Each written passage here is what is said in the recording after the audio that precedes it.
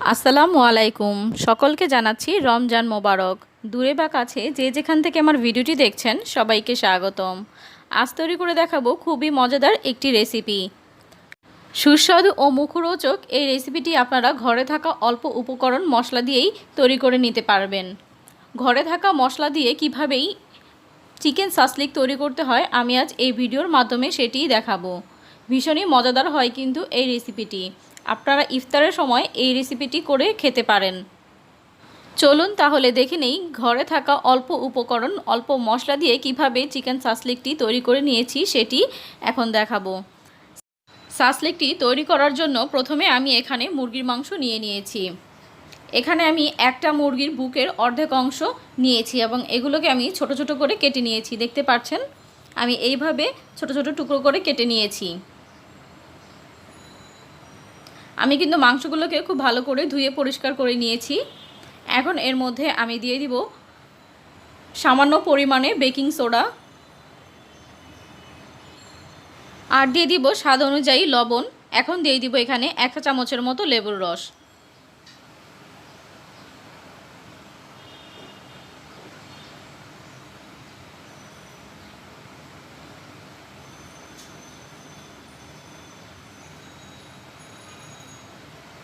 এখন এটাকে খুব ভালো করে মিশিয়ে নেব। এই বেকিং সোডা, লেবুর রস আর লবণগুলো একসাথে মিশিয়ে নেব মাংসগুলো। বেকিং সোডা আর লেবু দেওয়ার কারণে কিন্তু বুকের মাংসের ভিতরে যে একটা আঁশ ভাব থাকে সেটা নরম হয়ে যাবে এবং এটা রান্নার পরে সফট থাকবে, ড্রাই হয়ে যাবে না। এখন এটাকে 5 মিনিটের জন্য রেখে দিব। 5 মিনিট পর ঢাকনা খুলে এখন এর মধ্যে আমি গুঁড়া মশলা অ্যাড করে দিব। দিয়ে দিচ্ছি 1 চা চামচ লাল মরিচের গুঁড়ো, 1 চা চামচ ধনিয়া গুঁড়ো, হাফ টেবিল চামচ সাদা গোলমরিচের গুঁড়ো, দিয়ে দিচ্ছি হাফ টেবিল চামচ আদা রসুন বাটা, দিয়ে দেব 2 চা চামচ সয়া সস,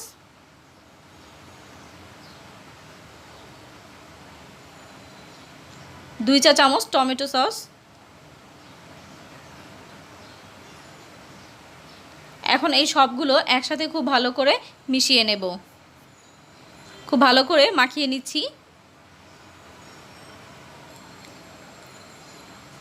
এ পর্যায়ে ম্যারিনেট করার রাখার কোনো প্রয়োজন নেই, কারণ আমরা আগেই এটাকে লবণ আর বেকিং সোডা দিয়ে 5 মিনিটের জন্য ম্যারিনেশন করে রেখেছিলাম। এখন এর মধ্যে আমি একটু সয়াবিন তেল দিয়ে দিচ্ছি।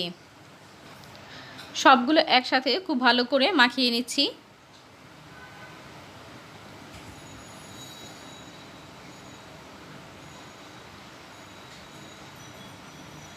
মাখানো হয়ে গেলে এগুলোকে আমি একটা সাইডে রেখে দিব।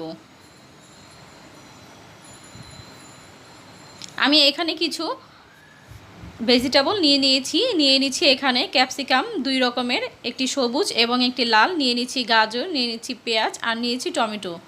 এটা আপনাদের পছন্দ অনুযায়ী আপনারা নিয়ে নেবেন। দিয়ে দিচ্ছি এখানে হাফ টেবিল চামচের মতো লবণ, দিয়ে দিচ্ছি হাফ টেবিল চামচের মতো সাদা গোলমরিচের গুঁড়ো আর দিয়ে দিচ্ছি লেবুর রস।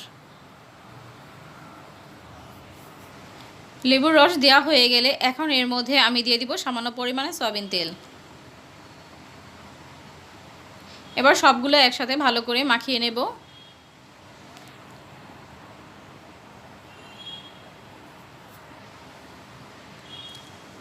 খুব ভালো করে মেশানো হয়ে গিয়েছে।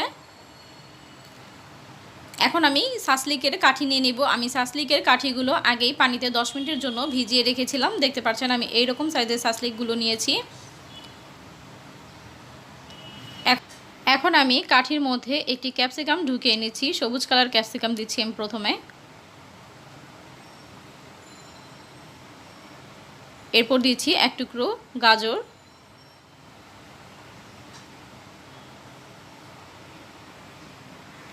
দিয়ে দিচ্ছি একটি পেঁয়াজ, দিয়ে দিচ্ছি একটি ক্যাপসিকাম। এখন এর মধ্যে আমি 1 টুকরো মাংস দিয়ে দিচ্ছি। সাজানোটা যার যার পছন্দ অনুযায়ী সাজিয়ে নেবেন। এটা যার যেমন খুশি, যেভাবে ভালো লাগে দেখতে ওইভাবে সাজিয়ে নেবেন। আমি 1 টুকরো মাংস দিয়ে দিয়েছি এবং এরপর আমি আরেকটি সবুজ ক্যাপসিকাম দিয়ে দিচ্ছি এবং একটি গাজর দিয়ে দিচ্ছি, একটি পেঁয়াজ দিয়ে দিচ্ছি। এরপর আমি একটি লাল ক্যাপসিকাম দিয়ে আবারও 1 টুকরা মুরগির মাংস দিয়ে দিচ্ছি। এখন আমি আবারও একটি সবুজ ক্যাপসিকাম দিয়ে দিব, দিয়ে নিচের দিকে আমি একটু ছাড়িয়ে নিচ্ছি, মানে নিচের দিকে চেপে দিচ্ছি। উপর দিয়ে আমি আরও কিছু লাল ক্যাপসিকাম দিলাম 1 পিস, এবং আরও একটি মাংস দিয়ে দিলাম। দিয়ে দিচ্ছি 1 টুকরো পেঁয়াজ, এবং শেষের দিকে দিয়ে দিচ্ছি 1 টুকরো টমেটো। টমেটোটা অপশনাল, চাইলে আপনারা দিতেও পারেন, আবার চাইলে নাও দিতে পারেন। আমি সবগুলো শাসলিক এইভাবে বানিয়ে নেব। দেখতে পাচ্ছেন সবগুলো শাসলিক বানানো হয়ে গিয়েছে। এখন আমি এইগুলো ফ্রাই প্যানে ভেজে নেব। ভাজার জন্য আমি এখানে বাটার দিয়ে দিচ্ছি, আপনারা চাইলে সয়াবিন তেল দিয়েও করতে পারেন।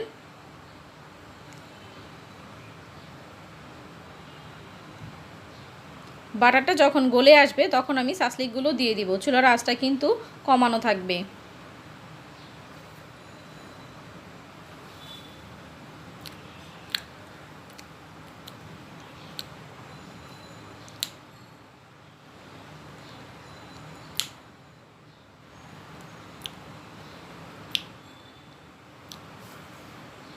কিছুক্ষণ পর আমি এটাকে একটু উল্টে দিচ্ছি।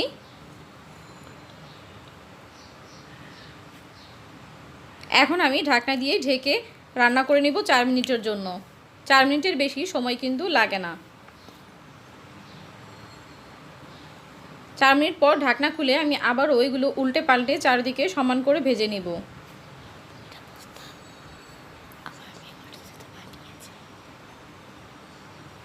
দেখতে পাচ্ছেন আমি আবারও একটু উল্টে দিচ্ছি ঢাকনা খুলে।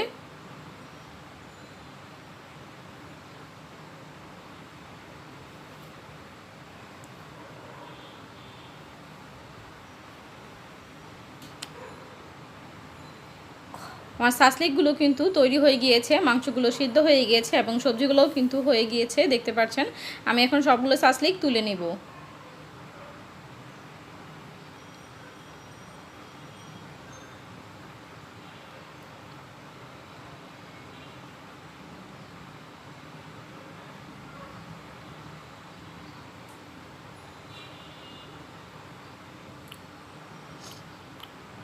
আমি ফ্রাই প্যানটা পরিষ্কার করে আরও কিছু বাটার দিয়ে দিচ্ছি, এবং বাকি যে শাসলিকগুলো ছিল আমি সেগুলো দিয়ে দিচ্ছি।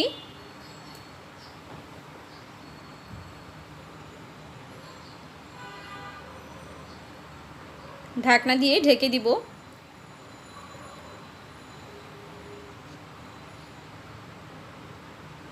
কিছুক্ষণ পর ঢাকনাটা খুলে আমি আবারও একটু উল্টে দিচ্ছি। সবগুলো উল্টানো হয়ে গেলে আমি আবারও ঢাকনা দিয়ে ঢেকে কিছুক্ষণ রান্না করব। কিছুক্ষণ পর পর এটাকে উল্টে দিয়ে চারপাশটা সমান করে ভেজে নিতে হবে। সব দিকটা যেন সমানভাবে হয় তাই জন্য আমি কিছুক্ষণ পর পর আমি এগুলোকে উল্টে দিচ্ছি, এবং চুলার আঁচটা যেহেতু সব দিকে সমানভাবে লাগে না তাই একটু ঘুরিয়ে ঘুরিয়ে দিতে হয়। দেখতে পাচ্ছেন শাসলিকগুলো কিন্তু তৈরি হয়ে গিয়েছে। আমি এখন সবগুলো শাসলিক তুলে নেব, এবং বাকি যে শাসলিকগুলো আছে আমি সবগুলো এই একইভাবে রান্না করে নেব। শাসলিকগুলো ভাজতে আমার 8 মিনিটের মতো সময় লেগেছে। আপনাদের এর কম বা একটু বেশি সময় লাগতে পারে। দেখতেই পারলেন কত সহজেই আমি ঘরে থাকা উপকরণ দিয়েই শাসলিকগুলো তৈরি করে দেখিয়েছি। খেতে কিন্তু ভীষণই মজাদার হয়েছে। আপনারা চাইলে প্রতিদিনের ইফতার আইটেমে এই শাসলিকটি রাখতে পারেন। ভীষণই মজাদার এই চিকেন শাসলিকটি। আশা করছি আমার এই ভিডিওটি আপনাদের কাছে ভালো লেগেছে। আমার এই ভিডিওটি যদি আপনাদের কাছে ভালো লেগে থাকে তাহলে অবশ্যই লাইক, কমেন্ট এবং শেয়ার করে দিবেন, এবং আমার চ্যানেলে যারা নতুন আছেন তারা অবশ্যই চ্যানেলটিকে সাবস্ক্রাইব করে বেল আইকনে ক্লিক করে অল বাটনে ক্লিক করে রাখবেন। তাহলে আমি ভিডিও আপলোড করার সাথে সাথে আপনারা নোটিফিকেশন সবার আগে পেয়ে যাবেন। আর যারা অলরেডি আমার চ্যানেলটিকে সাবস্ক্রাইব করে রেখেছেন তাদেরকে অসংখ্য ধন্যবাদ। আবারও হাজির হব নতুন কোনো ভিডিও নিয়ে। আজ এই পর্যন্তই। আল্লাহ হাফেজ।